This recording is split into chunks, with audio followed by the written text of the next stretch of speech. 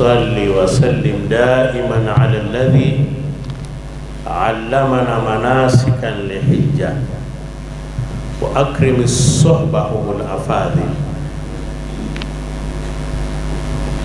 وبعد darasa yetu ya leo kwa mujibu wa ratiba ni kusoma madhumuni ya haji, madhumuni ya hija. Ndugu zangu, neno madhumuni maana yake ni makusudio. Kwa hiyo tunatakiwa kujua leo ni nini kusudio la mtu kwenda haji, ndio somo takalo lisoma. Na kusudio la hija limo kwenye maana yenyewe ya neno hija. Hili neno hija au haji ni neno la Kiarabu ambalo maana yake ni kukusudia, makusudio. Ndio hapo tutasoma katika kitabu kinachoitwa Baharul Madhahib, i'lamu anna ma'na al-hajj fi lughati al-qasd. Jua kwamba maana ya hija katika lugha ni kusudio. Wa minhu yusamma hadha al-hajju ash-shar'iyyu hija, na kutokana na maana hiyo hii hija ya kisheria imeitwa kwa neno hilo hija, lianna fihi qasdun ila baitillahi alharam, kwa sababu ndani yake kuna kukusudia nyumba tukufu ya Allah subhana kwa ibada. Kwa hiyo ina maana basi sisi wote tunaoitwa hujaji ni wakusudiaji, ni watu ambao tuna kusudio la nyumba tukufu ya Mwenyezi Mungu kwa ajili ya ibada.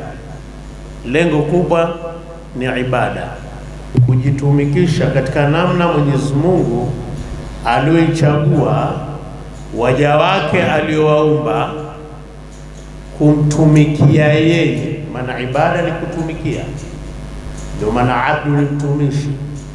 Basi kachagua hija ni moja ya jambo ambalo ni lazima kwa mwenye kuweza. Sheikh Al-Khalil bin Ahmad, nimesoma maelezo yake katika kitabu Baharul Madhahib, anasema al-hajju kathratul qasdi ila man tu'adhib. Hija ni wingi wa makusudio kwa yule ambaye wewe unamuadhimisha. Akasema wala haju almasiru ila baiti llahi khassa, na hija ni kwenda kwenye nyumba ya Allah subhana, ni kukusudia nyumba ya Allah subhana kwa ibada. Kwa hiyo tunaposema darasa yetu yaitwa madhumuni ya hija, maana yake ni makusudio ya kukusudia Mwenyezi Mungu peke yake. Hilo ndio lengo kubwa. Lengo kubwa ni kumkusudia Mwenyezi Mungu peke yake. Ndio maana katika Qur'ani anasema Mwenyezi Mungu, wa atimul hajja lillah wa atimul hajja wal umrata lillah, mtimize hija na umra kwa ajili ya Mungu tu, na hakuna asiyejua kwamba ameamua kwenda haji. Hakuna asiyejua baina yetu hapa kwamba anakwenda kwa ajili ya Mungu peke yake. Kwa lengo lichungwe kwamba ni kwa ajili ya Mungu tu, na inshallah Mwenyezi Mungu atufanikishe malengo hayo yatimie. Ndugu yangu ambaye wewe ni haji, manake ni mkusudia kwenda haji, tayari wastahiki wewe kilugha kuitwa alhaji au kuitwa hajjati. Kwa nini? Kwa sababu tayari ndani ya moyo kuna kusudio. Kwa hiyo lughatan wewe ni haji na wewe ni hajjati. Kwa hiyo mahujaji na mahajjat mliohudhuria katika semina hii, nirudie kusema kwamba semina ni kitu muhimu sana. Ndio maana hii aya ni kama vile yatuambia tu tunahudhuria sana semina hii inaosema wa atimmu la hajja wal umrata lillah, mtimize hija na umra kwa ajili ya Allah. Kutimiza hija ambao ndio kusudio, na wanaokwenda umra kukutimiza umra lillah. Maana yake ni kwamba ili hija itimie lazima kuwe na sharti za hija, lazima kuwe ufahamu sharti za hija. Huwezi kufahamu bila kuhudhuria darasa. Ufahamu nguzo za hija, huwezi kufahamu bila kuhudhuria darasa. Ufahamu yaliyokuwa wajibu kwa haji, huwezi kufahamu bila kuhudhuria darasa. Na huwezi, na pia ufahamu sunna, mambo ya ziada ambayo yanahitajika kwa ajili ya kujikurubisha kwa Allah. Yote hayo ndugu zangu wapenzi, hayapatikani ila ni wewe kuhudhuria semina hizi za haji. Ndio kwamba kama haji haikutimia sharti, hazikutimia nguzo, hakukutimia nyajibu za hija, hujaenda hija, utakuwa umeenda Maka. Na sisi kusudio letu ni kwenda wapi? Hija, na Mwenyezi Mungu atuwafikie. Na wewe kuitwa haji au kuitwa hija ni matokeo ya azali. Tunaposema ya azali, maana yake ni kabla hata hujaumbwa. Pia yasihi kusema hija ni mwito wa azali, yani mwito wa zama na zama kabla ya kuzaliwa. Baadhi yao waliitika hija, na watu wameitika hija wakiwa katika matumbo ya mama. Kuna ambao wameitika hija bado wakiwa katika aslab rijal, katika migongo ya wanaume. Yani hujazaliwa ushaitika hija. Kwa hiyo kila aendaye hija ni muitika mwito. Kienda haji umeitika mwito.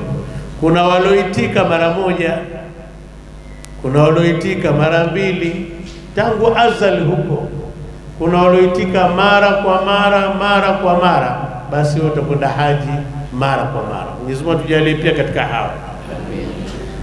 Hili lapatikana kwenye Qur'ani 22:27,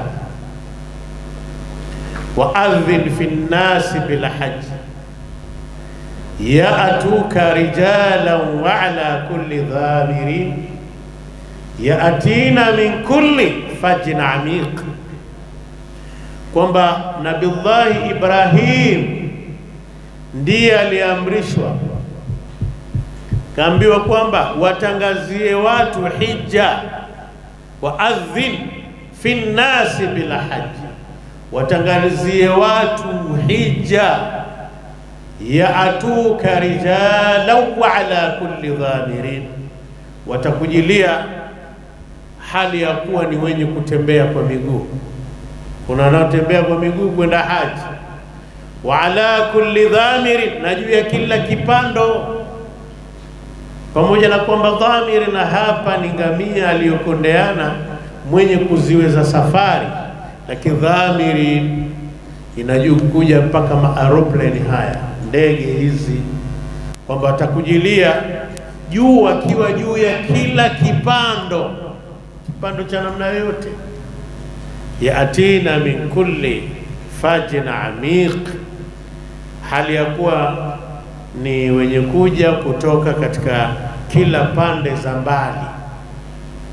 Kwa hiyo basi aya hii miongoni mwa jambo kubwa la thamani, sura 22 aya 27, ni kwamba tangu unapoisikia aya hii jithamini sasa, jitilie thamani kwamba wewe ni miongoni mwa wale walioitika mwito wa Allah subhanahu wa ta'ala, kwani mtu mkubwa ni mtu mkubwa.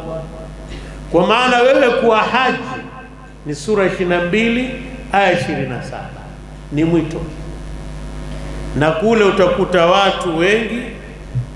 Na Nabii Ibrahim alipoamrishwa hivyo alisimama mahala panapoitwa maqamu Ibrahim. Mtapaona insha Allah, mtapaona insha Allah. Hija wakati mwingine ni kama vile ni ile kwamba whole tour, ni kama vile safari tukufu, kuona mambo matukufu. Miongoni mwa mambo utakaobahatika nayo ni kuona maqamu Ibrahim. Pale aliposimama Ibrahim pameitwa maqam Ibrahim kwa sababu mbili. Ni sehemu pale kwenye Al-Kaaba tu pameitwa maqamu Ibrahim kwa sababu mbili. Moja ni kuitika mwito wa Allah. Ibrahim alipoamrishwa tangazia watu, yeye alisimamia pale maqamu Ibrahim akatangaza. Ndivyo ilivyo kwenye kitabu Al-Madhahib, Bahrul Madhahib,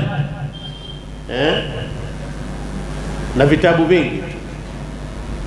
Lakini la pili pameitwa maqamu Ibrahim kwa sababu ndipo aliposimama Ibrahim wakati anaijenga Al-Kaaba. Na mtapaona ndipo aliposimama Ibrahim wakati anajenga Al-Kaaba, na nyayo za Ibrahimu ziko pale wakati amesimama hivyo. Kwa hiyo wewe ukiwa haji kuanzia leo watakiwa ujithamini, manake ni yule aliyeitika mwito wa Allah subhana. Mwenye jitathmini ni bahati kubwa kiasi gani. Kwa dhumuni la hija ni Allah subhana. Ibrahimu fanada ibadallah, fanada akanadi ibadallah ajibu da'i Allah, akanadi enyi waja wa Mwenyezi Mungu, muitikieni mlinganiaji au muhitaji wa Allah, mlinganiaji wa Mwenyezi Mungu ambaye nani? Ibrahim. Na alihoji Nabii Ibrahim, vipi mimi Ibrahim nitaweza kutoa sauti alafu iwafikie watu ulimwengu mzima? Saa we tangaza, wa alayya albalagh, na ni juu yangu mimi kufikisha Allah. Kwa hiyo wewe ambaye sasa ni haji ni miongoni ambao sauti ya Ibrahim imesikika kwako na ukaitika. Unajua ndio maana ukitaka kuuliza swali ukidodosa, mbona twasema labbaika Allahumma labbaika, nimekuitika Mola wangu, nimekuitika. Labbaika la sharika laka labbaika, nimekuitika, huna mshirika Allah, nimekuitika. Ndivyo tunavyosema. kisha umwambie Mungu innal hamda wan ni'mata laka, innal hamda labbaik Allahumma labbaik, innal hamda laka wal mulk la sharik. Hivyo ni kila mtu utamsikia anasema hivyo. Kwa nini waitika mwito huu? Wasema nimekuitika, Mola wangu nimekuitika, nimekuitika, huna mshirika, nimekuitika. Hakika sifa zote njema na neema zote na ufalme wote ni wako wewe Allah, unakustahiki wewe, huna mshirika. Ni ulimwengu mzima, tukifika pale, weupe, watu weusi, watu wa mataifa mbalimbali, wote tutakuwa pamoja, sauti ni moja, labbaik Allahumma labbaik, labbaik la sharika laka labbaik, innal hamda wan ni'mata laka wal mulk la sharika. Kwa nini wamwambia Mungu nimekuitika? Ni kwa sababu ya hii aya 22-27, waadhin fi nnas bila haji, watangazie watu hija.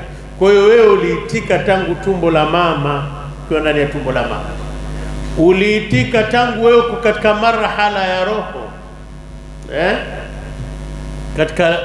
katika stage ya roho, stage pia ya udongo, umeitika. Ilikuwa tu ni siku ifike na wewe uende katika kuitika mwito huo. Ndio maana sasa ulimi wathibitisha tukiwemo haji, sasa labbaik Allahumma labbaik, labbaik la sharika laka labbaik, innal hamda wan ni'mata laka wal mulk la sharika laka. Ndio maana mimi nimeandika katika kitabu changu hiki mahajjatul haji la hajatil haji hujaji,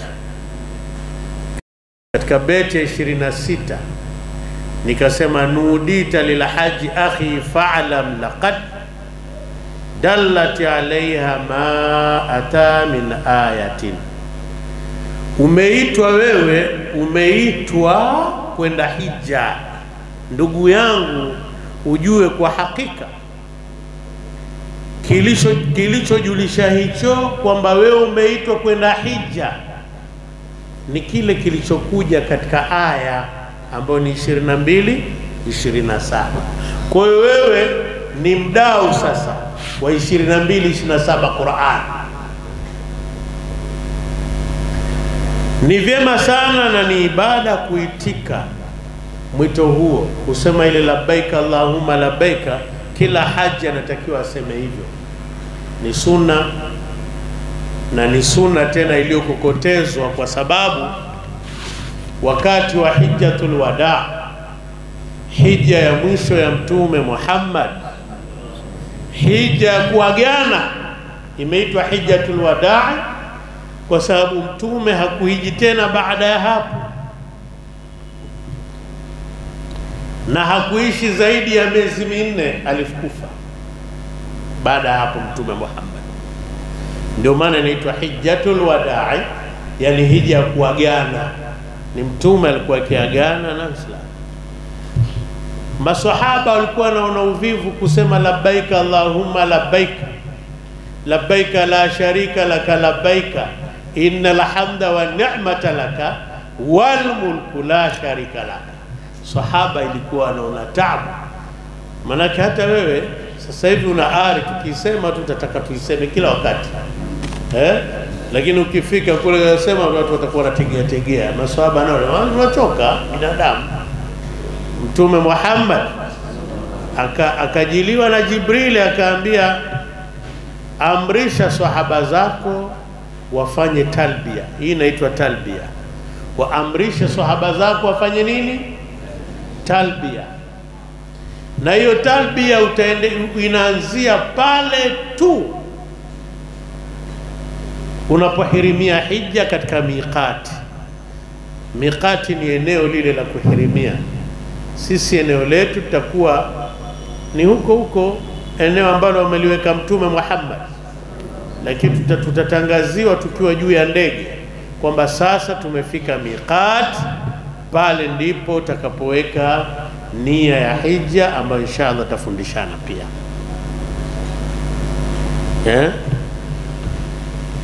Kwa hiyo maswahaba wakaambiwa nyanyue sauti zao. Kwa na wewe ambao umeitika mwito huu, ni vizuri kutoa sauti kama maswahaba walivyoamrishwa. Nikaandika kwenye kitabu changu hicho Mahajjatul Haji ila Hajjatul Hujjaj, faqul akhi labbaika hijjan kun ala dhikrin mudiman ghatisan fi ja'ratin. Sema ewe ndugu yangu, labbaika Allahumma labbaika, labbaika la sharika laka labbaika. Na udumu katika dhikri, uwe katika dhikri ni mwenye kudumu, mwenye kuzama katika unyenyekevu wa hali ya juu, manake ni ibada hii. Kwa hiyo tunaporudi katika darasa yetu ambayo ni dhumuni la hija, hija kusudio lake ni Allah subhanahu wa ta'ala peke yake. Ndugu zangu, mara nyingi watu wanapokwenda haji malengo yanabadilika. Lile dhumuni la hija huwa watu wanaipa asilimia ndogo sana. Badala yake sasa mtu anahoji mambo ambayo hata si lengo lake. Ninaomba sana mtuzogome sana pale ibada ya hija mtakapoona ina mapungufu, kwa sababu ndio lengo, ndio dhumuni kubwa, na mtu usitoke kwenye lengo. Nawaambia watu mimi mara nyingi, ingekuwa tu watakiwa uende Maka kwa milioni 200, alafu ukaachwa pale Maka tu ukaachwa, kazi yako ni kuswali tu ule Masjidil Haram, msikiti mtukufu ule. Naambia watu hiyo pia isingelingana na pesa unayotoa, kwa sababu pale swala moja unaoswali ni badala ya rakaa ngapi? Ni badala ya swala 100,000 pasipokuwa Maka. Tunaona pamoja, ukiswali swala 5 katika Masjidil Haram, na si Masjidil Haram, Masjidil Haram ngoja kwanza pia ileweke.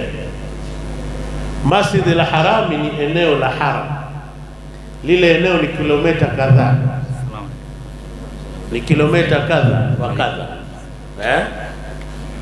Kuna misikiti iko jirani, mtaiona na mahala tulipofika pia takapofikia pale, pia ni eneo la haram. Pia unapata 100,000 ile kama ambavyo kwa mfano misikiti yetu tuko Masjid Kipata hapa, sio hapa umpate mtu aliyeswali taswali ya dhuhuri inshallah, itokea tunaweza tukaswali ya dhuhuri, lakini hizi adhuhuri utakaoswali wewe Maka, unaenda Maka, huyu wa msikiti huu na misikiti mingine anatakiwa aswali adhuhuri 100,000 akukute kwa adhuhuri yako moja kwenye Masjidil Haram. Ingekuwa inauzwa, ingekuwa unanunua kwa kiasi gani? Ingekuwa inauzwa, ingekuwa unanunua kwa kiasi gani? Ndio maana hapa mimi niliandika maneno nikasema, fi makatin ayu salati laka fumiatin fi haramin dhi rifaatin idha dakhalta makkata kun dhakiran fadhaila walzam biha bifitnatin la tansa mubtagha dukhuli dumtuqa wa nasihan akhaka arraunati, kwamba hapo Maka swala moja sawa sana 100,000, lakini bora tu iswali Maka. Kuna sehemu inaitwa haram na eneo nyingine si haram. ukiswali ile eneo la haram. Na sisi tunapofikia ni maeneo ya nini? Ya haram yote. Popote akapofikia, ukiwa pale hotelini, jua uko eneo la haram, ni eneo tukufu. Msikiti uliokuwa jirani ukiswali una 100,000, bali mtu akiswali Masjidil Haram, ule msikiti mtukufu wa Maka, kuna utulivu fulani unaopata kiakili tu, kwa sababu al-Kaaba iko mbele, sio? Ndio kasa idha dakhalta Maka kun dhakira, utakapoingia Maka uwe ni mwenye kukumbuka fadhaila walzam biha bifitna, fadhila za Maka, na ulazimiane nazo, kwamba uzinganganie kwa uwerevu uliokuwa mkubwa. Siku zote la tansa mubtagha dukhuli dumtuka, sio kasahau lengo la kuingia Maka, dumisha ucha Mungu. Wanasihan akhaka arraunati, na unasihi mwenzako kuachana na mambo yasiokuwa. Kwa hiyo lengo kubwa la haji, dhumuni kubwa kwa hakika ni ibada, na ndio nguzo ya 5 yafahamika katika nguzo za Uislamu. Ndio hapa katika Qur'ani Mwenyezi Mungu akasema, walillahi ala nnasi hijjul bait, lakini kwa nani? Man istata'a ilayhi sabila wa man kafara fa inna Allaha ghaniyun 'anil 'alamin.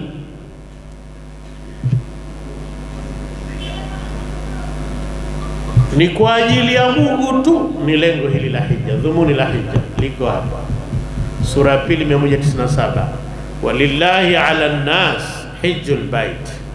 Ni kwa ajili ya Mungu tu, ni wajibu kwa watu kuhiji nyumba tukufu ile al-Kaaba, kwa mwenye kuweza kuiendea njia hiyo. Wa man kafara, na ambaye atakayekufuru. Anayekufuru ni nani? Tumeelezwa katika tafsiri za Qur'ani kwamba ni yule ambaye ana uwezo wa kwenda, hana yani uwezo wa kwenda anao, lakini akasema mimi sasa nisihiji bwana, siendi kija. Huyo amekufuru. Kwa mujibu wa Qur'an, fa inna Allaha ghaniyun 'anil 'alamin. Kisha afahamu kwamba Mwenyezi Mungu ndio tajiri mno,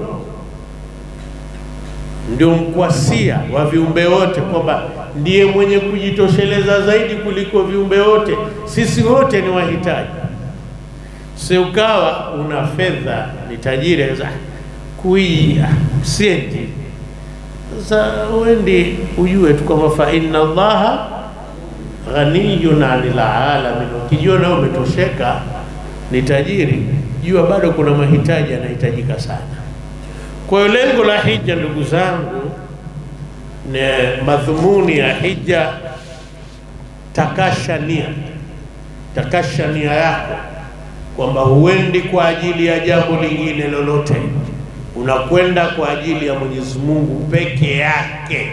Naomba mahujaji wote mtakashe nia, iwe ni kwa ajili ya Mungu tu. Hii itakusaidia sana, itakusaidia, utakuwa unafanya mambo kwa ajili ya Mungu.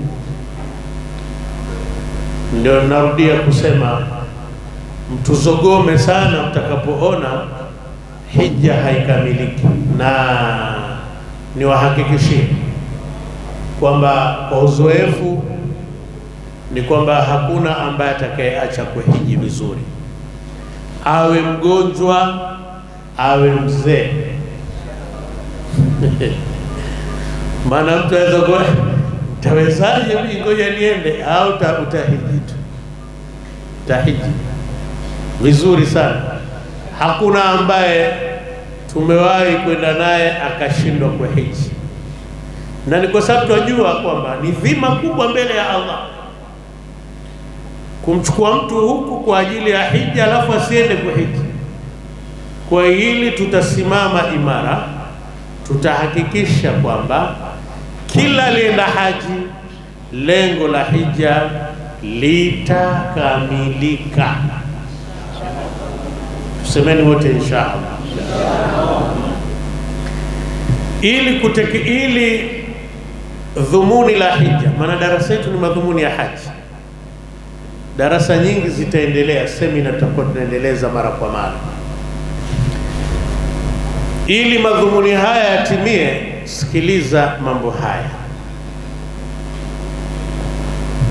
Ushauri. Katika ushauri, mtake ushauri kuhusiana na haji mtu mwenye sifa tatu: uchaji Mungu, ilmu na uaminifu au kweli. Ndio sababu hizi taasisi za haji zimeweka wasimamizi wa haji. Hakikisha unayemuuliza kuhusiana na suala la haji ni yule ambaye ni mbobezi katika elimu ya hija. Tuna pamoja, muaminifu ambaye atakayekupa darasa nzuri kuhusiana na haji, na pia mwenye uchamungu. Katika hili tukasema ala muridi la hijjati istisharu man rasatuqa ma hikmatin wa thikati. Ni wajibu au ni juu ya mwenye kutaka hija kumwomba ushauri ambaye umethibiti uchamungu wake pamoja na elimu na uaminifu. Miongoni mwa watu thika na watu wa ilmu katika ibada ya hija ni Sheikh Abbas, ambaye ni thika, ni mtu wa ilmu, ambaye ana miaka zaidi ya 40 na anasimamia mahujaji, na viongozi ambao ndio watakaosimamia haji, na taasisi nyingine wapo watu ambao wanaosimamia haji. Kwa hiyo jambo hili ni muhimu. Ukitaka lile lengo la hija, madhumuni ya hija yatimie, hili lazima wamtaka nani ushauri. Msije mtu ambao unajua huyu haji hija haijui, usimtake tu ushauri kuhusiana na swala la hija, atakupotosha na haji yako inaweza ikaharibika. Hija na mambo mengi. Ni vizuri anayetaka kwenda hija, ili lengo la hija litimie, alipe madeni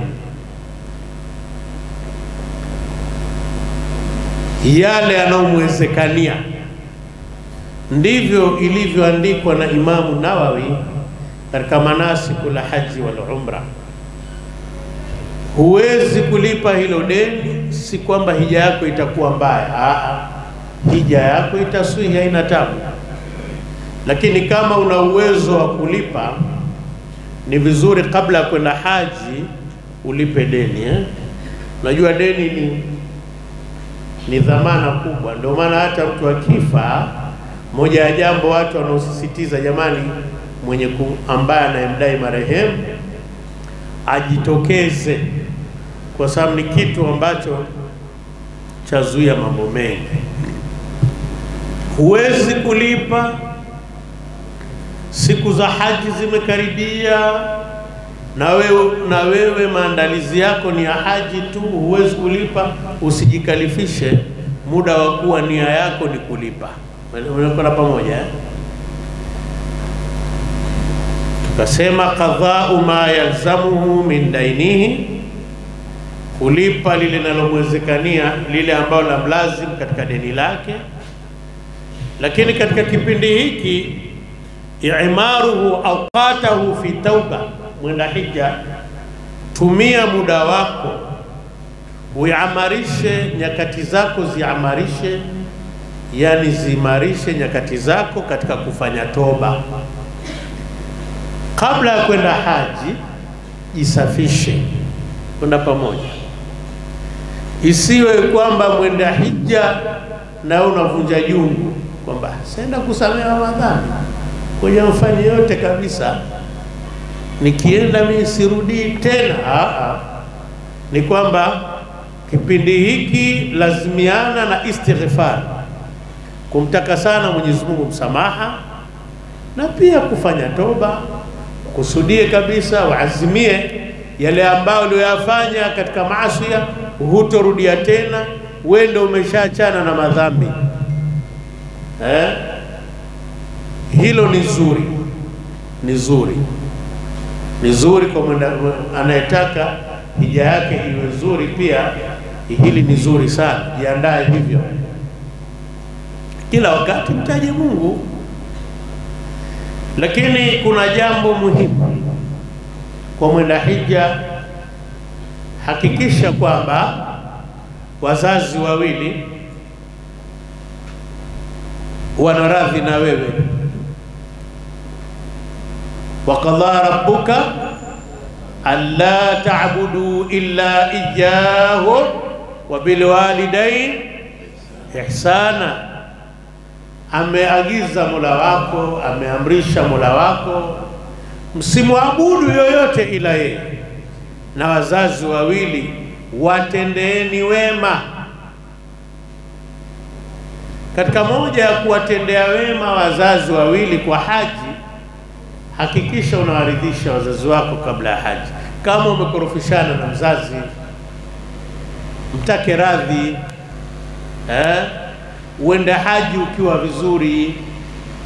Kusema irdha'u walidin kadha walida ridhahuma laqad bada min minhatin, kuwaridhisha, kumridhisha baba kama hivyo kumridhisha na mama, kuwaridhisha wawili hao hakika imedhihiri kwamba ni katika zawadi iliyokuwa kubwa utakaondoka nayo kwenda haji.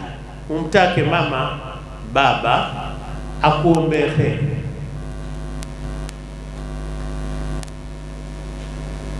Na lingine, hija si safari ya surprise. Surprise ni huko ukienda Ujerumani, ukienda London, ukienda sio wapi huko, fanya surprise zako. Lakini haji vizuri waage watu. Si Mtume Muhammad anatuambia kuna katika zile dua za wale ambao wanaoaga baraka, kundha wada'i qabla rihlatin akhi fa inna dua manba'u lirahma, kuwa mwenye kuaga kabla ya safari. Ndugu yangu, dua ni chemchemu ya baraka, ni chemchemu ya rehma. Ni vizuri waage watu ile kwamba Mwenyezi Mungu akubariki, ajalie hija yako ya mabrura. Mungu anaitika. Moja ya kipindi ambacho Mwenyezi Mungu anaitika dua ni ule wakati unapomwaga mtu kwa ajili ya safari. Kwa hiyo surprise kwa haji si nzuri sana. Watu wapenda surprise kwamba tukia tukashaenda. Tukasema kwamba lingine katika matumizi ya yale utakaotumia kwa ajili ya haji, kule ukiwa Maka, hakikisha kwamba matumizi yako kwa ajili ya hija ni yale yaliyokuwa halali. Matumizi yako kwa ajili ya hija ni yale yaliyokuwa halali. Kwa hiyo kule tutumia dolari, ni vizuri uwe na dola. Ukienda na hela za Tanzania, hata zikiwa mamilioni mangapi utapata tabu nazo. Lakini kila itakavyokuwa, iwe matumizi yako katika kipindi chote ukiwa Maka kwa ajili ya hija yawe ni yale matumizi halali. Haina maana kwamba ukiwa nje ya hija unatakiwa matumizi yaliyokuwa haramu. Lakini hija ni jambo maalum, sio? Acha kugombana kwa kile unachokinunua kwa ajili ya haji. Tarku mumahatan ala ma tashtari lihijjatin halli lima fi nafqatin. Katika hija uwe makini, fuatana sana na mtu ambaye atakujulisha katika kujikurubisha kwa Allah. Sawa? Rafiki mzuri ni yule ambaye lengo lako litatimia. Ndio kawaida hata katika maisha. Rafiki mzuri ni yule ambaye kuandamana naye na kuwa naye lengo litakamilika. Lengo letu kwenda haji ni kupata radhi za Allah, si ndivyo? Lakini ufahamu kwa pia ukenda haji, zawadi kubwa unaoipata ambayo ni tuseme ni golden chance, ni kusamehewa madhambi yote. Ni wazi yule ambaye hija yake itatimia vizuri, sharti zimetimia vizuri, nyajibu za hija zimetimia vizuri, nguzo za hija zimetimia vizuri, haswa haya matatu yakitimia vizuri, ambayo tutasomeshana insha Allah katika hizi semina zinazoendelea. Yakitimia hayo, wewe utarudi kama umezaliwa upya. Kuna pamoja, una dhambi. Ndio tukasema dalun ala taqarrubin li rabbina falzam bihi fala takun dha hafwatin. Yule anayekujulisha kujikurubisha kwa Mola, kwa Allah, mng'ang'anie, shikilie huyo, lazimiana naye, usiwe mwenye makosa, ili usiwe mwenye makosa. Walillahi alhamdu, kitaasisi tumejipanga kuhakikisha kwamba hizi hafawati katika hija, makosa hayatopatikana. Tutasimama imara ili Mwenyezi Mungu aturuzuku hajjun mabrur, hija ambayo iliyokubalika, ili siku tunapokelewa pale airport iwe tuna sifa ya kunyanyua mikono kumwombea mtu, iwe tumesamehewa kweli, na inshallah Mungu atatufanikisha haya.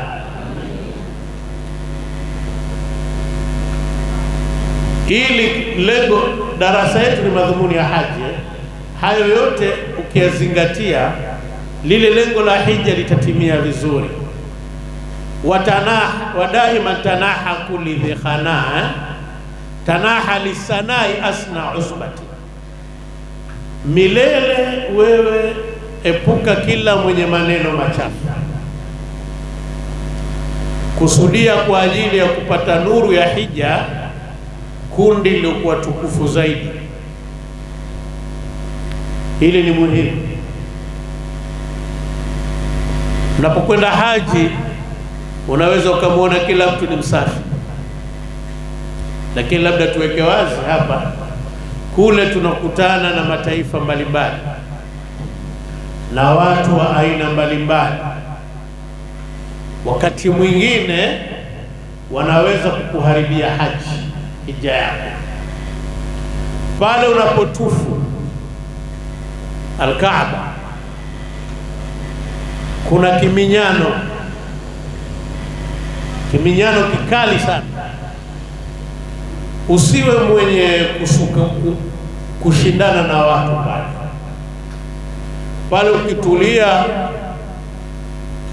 ukawa unatufu, unakuwa kama kwenye mawimbi ya bahari, upelekwa mpaka unamaliza zile. Usitake kuminyana, kupigana. Wakati mwingine mtu anataka kukanyaga, mwingine ni makusudi, na wewe ukataka upambane naye, waingiza dosari. Hija yako unaingiza dosari. Sawa? Mwingine anaweza kukutukana, mwepuke huyo. Lakini pia mkutana na watu wa namna mbalimbali. Mwingine anaweza kukutoa kabisa kwenye lengo la haji, akakuingiza kwenye mambo ya mitandao. Ndio sababu nimeona wengi wanaoenda haji wanaagana na simu.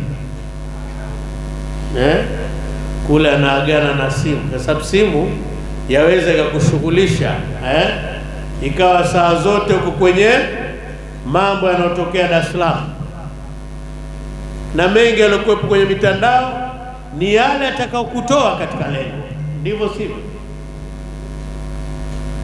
Kwa hiyo umwepuke mtu ambaye atakupeleka huko. Tukasema wadaiman tanaha kulladhi khana, daima umwepuke kila mwenye machafu, maneno machafu.